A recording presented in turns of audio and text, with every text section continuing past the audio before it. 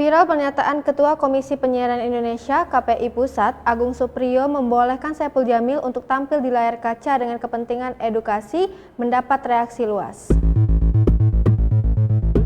Banyak yang menyayangkan sikap itu. Demikian juga figur publik yang bereaksi atas pernyataan Agung Suppriyo.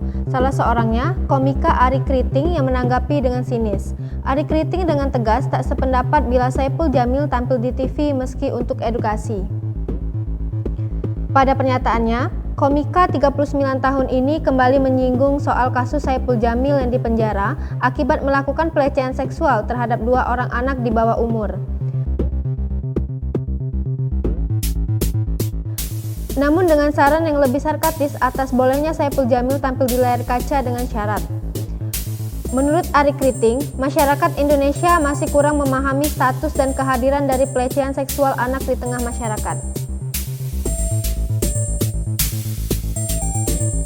Sebelumnya, Ketua Komisi Penyiaran Indonesia (KPI) Agung Suppriyo mengatakan lembaganya mengaku tidak melarang Saipul Jamil tampil di publik, tetapi hanya membatasi.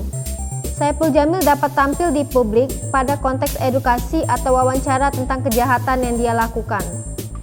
Sepertinya penting bagi saya untuk menyampaikan bahwa saya tidak rela tidak memberikan izin karya saya ataupun image saya untuk digunakan oleh media, baik media cetak ataupun media televisi yang memberikan ruang bagi seorang pelaku pedofil dan pelecehan seksual kepada anak di bawah umur.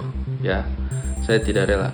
Kalau sampai kalian masih melakukan itu, saya tidak mau. Saya punya karya, saya punya image ada sama-sama dengan kalian. Saya tidak rela.